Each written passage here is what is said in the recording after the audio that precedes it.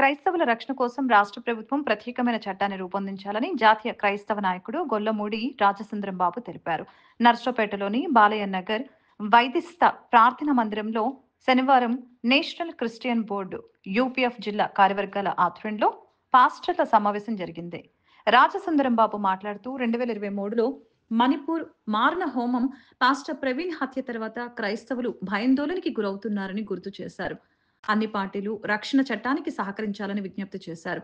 National Christian board జిల్లా అధ్యక్షుడు Subbarao, UPF జిల్లా అధ్యక్షులు ఆర్చిరావు, మాజీ అధ్యక్షుడు జీవరత్నం తదితరులు ఈ సమావేశంలో పాల్గొన్నారు.